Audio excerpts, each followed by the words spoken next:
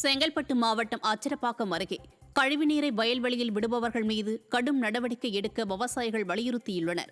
தொழுப்பேடு கிராம வயல்வெளியில் அங்கீகரிக்கப்படாத கழிவுநீர் ஊர்திகள் மூலம் சிலர் தொடர்ந்து கழிவுநீரை வெளியேற்றி வருகின்றனர்.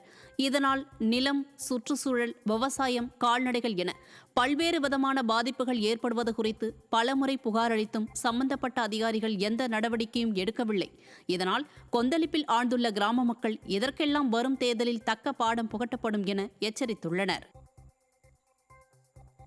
ஊதிய குழு நிலுவைத் தொகை, பணி நிரந்தரம் உள்ளிட்ட பல்வேறு கோரிக்கைகளை வலியுறுத்தி கடலூர் மாவட்டம் சிதம்பரம் அண்ணாமலை பல்கலைக்கழகத்தில் பேராசிரியர்கள் காலவரையற்ற உள்ளிருப்பு போராட்டத்தில் ஈடுபட்டனர். கோரிக்கைகளை நிறைவேற்றாத பட்சத்தில் போராட்டம் பல்வேறு வகையில் நடைபெறும் என பேராசிரியர்கள் எச்சரித்துள்ளனர். இந்த போராட்டத்தால் தேர்வுத்தாள் திருத்தும் பணிகளும் மாணவர்களுக்கு வகுப்புகள் நடைபெறுவதும் முடங்கியுள்ளது.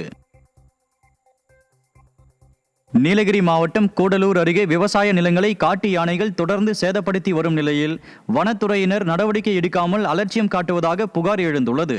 வனப்பகுதியில் இருந்து வெளியேறும் காட்டு யானைகள் வேடன் வயல், செலுக்காடி மற்றும் அதன் சுற்றுவட்டார கிராம பகுதியில் புகுந்து பொதுமக்களை அச்சுறுத்தியும் விவசாய பயிர்களை சேதப்படுத்தியும் வரும் நிலையில் வனத்துறையினர் கண்டுகொள்ளாமல் உள்ளதாக விவசாயிகள் குற்றம் சாட்டினர்.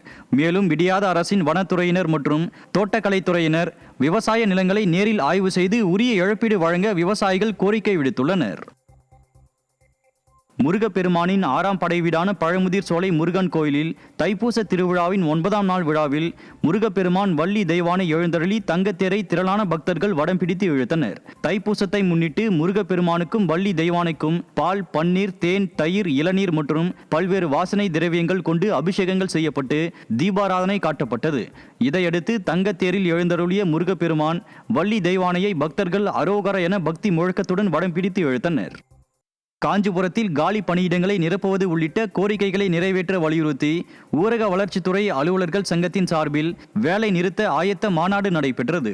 இதில் ஊராட்சி செயலர்களை ஓய்வூதிய திட்டத்தில் இணைத்திடவும், 7 ஆண்டுகள் பணி முடித்த மேற்பார்வையாளர்களை பொறியாளர் நிலைக்கு தரம் உயர்த்திடவும் உள்ளிட்ட 18 அம்ச கோரிக்கைகளை தமிழக அரசு நிறைவேற்ற வலியுறுத்தப்பட்டது. தவறும் பட்சத்தில் பிப்ரவரி 10ஆம் தேதி முதல் காலவரையற்ற வேலை நிறுத்த போராட்டம் நடத்த உள்ளதாகவும் தமிழ்நாடு ஊரக வளர்ச்சித்துறை அலுவலர்கள் சங்கத்தினர் அறிவித்தனர்.